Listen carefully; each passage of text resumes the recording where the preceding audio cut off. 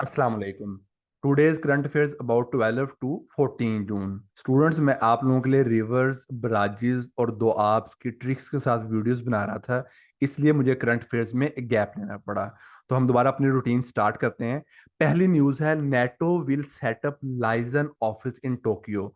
सबसे पहले और सबसे इम्पोर्टेंट, आपको ये पता हो कि लाइजन के स्पेलिंग क्या है। लाइजन होता है कॉपरेट करना, यानी हम आहंगी आप कह सकते हैं। तो LIAISON, लाइजन, ठीक है, कॉपरेशन, हम आहंगी। ठीक है, तो NATO will set up liaison office in Tokyo, North Atlantic Treaty Organization. Simple purpose आप लोगों को ले मैन की लैंग्वेज में बताने का मकसद कि भाई ऐसा अदारा जो आपको रशिया से बचा रहा है। ये मैंने आपको एक बड़ा कॉन्फिडेंशियल सी, एक बड़ी पॉलिटिकल सी बात बता दी है कि भाई यूरोपियन वाले कंट्रीज को रशिया के इन्वेजन से बचाने के लिए नेटो का क्याम अमल में लाया गया। वैसे इसे मिलिट्री अलायंस भी कहते हैं बुक्स की जुबानी। ठीक है, मिलिट्री अलायंस वाली ऑर्गेनाइजेशन कौन सी है? नेटो। ये क्वेश्चन भी आया हुआ है। अच्छा, किस कंपनी ने या किस ऑर्गेनाइजेशन ने अब एशिया में सबसे पहले ऑफिस बनाया? नेटो। नेटो जो है, इसमें मेन कंट्री सारे यूरोपियन हैं, but Turkey is the only country which is included in NATO membership. ये आप लोगों को पता होना चाहिए। तो किस ऑर्गेनाइजेशन का पहला ऑफिस एशिया में बना? टोक्यो, जापान में नेटो का ऑफिस बना। और लाइजन के स्पेलिंग को आपने लाजमन कंसिडर करना है, याद करना है। अच्छा, एयर डिफेंडर क्या है? एयर डिफेंडर नेटो की एयर एक्सरसाइज का नाम है। जैसे हमने लेटेस्ट डिस्कस किया था कि PS टीपू सुल्तान जो है वो जा रही है एक्सरसाइज करने के लिए, मल्टी नेवी एक्सरसाइज इंडोनेशिया में जो हो रही हैं, ऐसे एयर एक्सरसाइज एयर डिफेंडर 23। अच्छा, क्रीमियन पेनिनसुला, ये यूक्रेन के पास है। क्रीमियन पेनिनसुला जो है, ये यूक्रेन के पास है। और 2014 में ये रशिया ने यूक्रेन से खींच लिया था। 2014 में रशिया ने यूक्रेन से खींच लिया था। तो क्रीमियन पेनिसुला जो है, ये क्राइसिस कब हुए? 2014 में। Question came in previous past papers. और यमन क्राइसिस 2011 में हुए। ये दोनों क्राइसिस का पता होना चाहिए। तो यमन क्राइसिस मिडल ईस्ट से ताल्लुक रखते हैं, और क्रीमिया पेनिनसुला कहां से ताल्लुक रखता है? ये यूक्रेन से। बट 2014 में किसने ले लिया? ये रशिया ने ले लिया। नेटो के कितने मेंबर्स हैं? 31 मेंबर हैं। और लेटेस्ट मेंबर कौन है? फिनलैंड इसका लेटेस्ट मेंबर है। अच्छा, नेटो, नेट की जीन्स होती है। नेट की जीन्स होती है।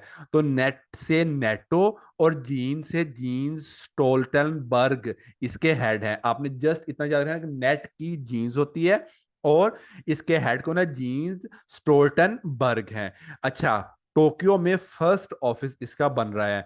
अब टोक्यो में आपको प्रेसिडेंट का भी, प्राइम मिनिस्टर का भी पता होना चाहिए। तो फ्यूमियो किशिदा, मैंने आपको बताया था कि जापान के लोग, ये चाइना ताइवान के लोग बड़े मेहनती होते हैं। तो जापान के लोग बड़े मेहनती हैं, और कशीदाकारी एक कढ़ाई का काम है। तो कशीदाकारी जापान के मेहनती लोग। तो फ्यूमियो कशीदा जो है, वो जापान के प्राइम मिनिस्टर का नाम है। Mount Fuji is located in Japan. Very important. Mount Fuji कहाँ पे लोकेटेड है? जापान में लोकेटेड है। ये आपको पता होना चाहिए। PM leaves for Baku. Shehbaz Sharif sahab PM जो है, 23rd प्राइम मिनिस्टर जो है पाकिस्तान के, वो कहाँ पे जा रहे हैं? बाकू। इसे अब अजहर भाईजान नहीं पढ़ना। एक टूरिस्ट कंपनी थी, उसने अजहर भाईजान को लिखा हुआ था, अजहर भाईजान। तो भाई ये अजहर भाईजान नहीं है, ये आजर भाईजान है। और आजर भाईजान का कैपिटल क्या है? बाकू इसका कैपिटल है। अच्छा, मैंने आपको लेटेस्ट बताया था कि पीएम जो है शहबाज शरीफ 3 जून को कहाँ गए थे?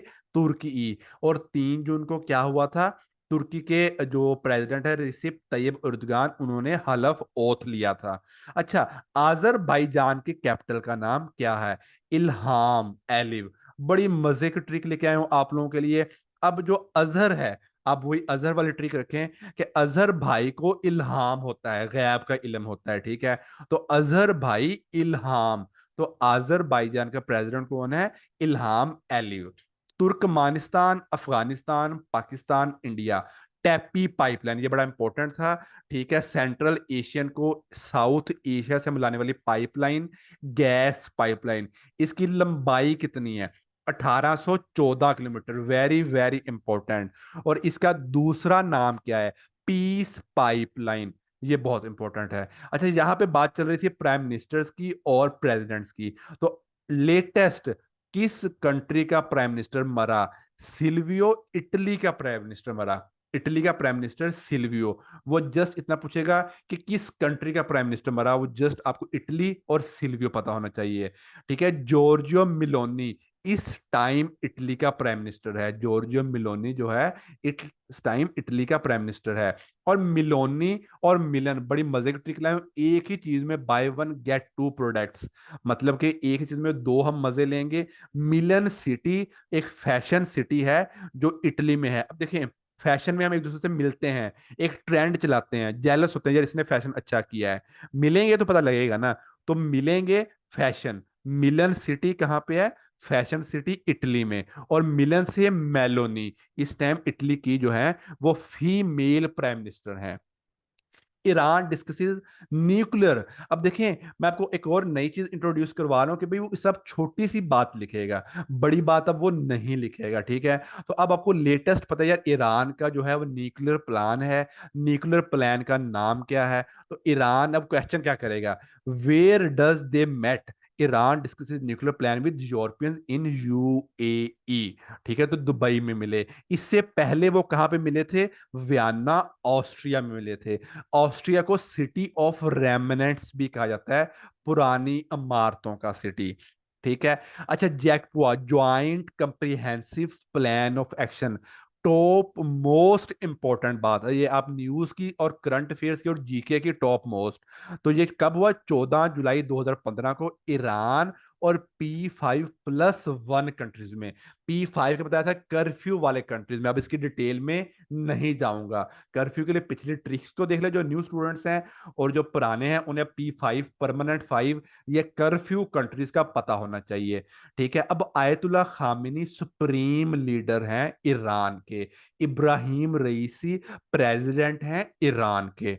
नेक्स्ट चलते हैं, साइक्लोन बिपर जो आए। मजे की बात है, सबसे पहले आपको इस प्लेटफॉर्म ने इंफॉर्मेशन दी थी कि साइक्लोन बिपर जो है आ रहा है। इंशाल्लाह मैं बहुत जल्द लेटेस्ट साइक्लोन पे भी वीडियो बनाऊंगा। तो केटी बंदर, यहाँ पे साइक्लोन बिपर जो है आ रहा है। और इंडिया वाली साइड में, गुजरात वाली साइड में साइक्लोन बिपर जो है आ रहा है। आपको ये दो पता होने चाहिए। बट मैं जो आगे जीके की इंफॉर्मेशन लेके आई हूँ बहुत इंपॉर्टेंट। केटी बंदर और गडानी शिप ब्रेकिंग यार्ड, ये सिंध वाली साइड पे हैं। केटी बंदर, गडानी शिप ब्रेकिंग यार्ड। केटी बंदर क्यों मशहूर है? फिश हार्बर, मछलियां पकड़ने के लिए। गडानी शिप ये क्यों मशहूर है? शिप वगैरह तोड़ने के लिए। पसनी बीच और मारा बीच, ये कहाँ पे है? बलोचिस्तान में है, ये आपको पता होना चाहिए। क्लाइमेट चेंज की मिनिस्टर कौन है? शीरी रहमान है। ये आपको जरताज गुल पिछली क्लाइमेट चेंज की मिनिस्टर थी। मजे की बात है, वो बात का लेटेस्ट या प्रीवियस क्लाइमेट चेंज जो है पूछ लेते हैं। मैंने आप लोगों को बताया था तारिक मलिक जो है वो नादरा के चीफ चेयरमैन थे, तो उन्होंने रिजाइन कर दिया। विच, अब वो 3 4 एमसीक्यूज पूछ सकता है। तारिक मलिक रिजाइंस फ्रॉम नादरा, वापडा, नेपरा, पैमरा। ठीक है, ये पूछ सकता है। वो ये पूछ सकता है कि who is the previous chairman.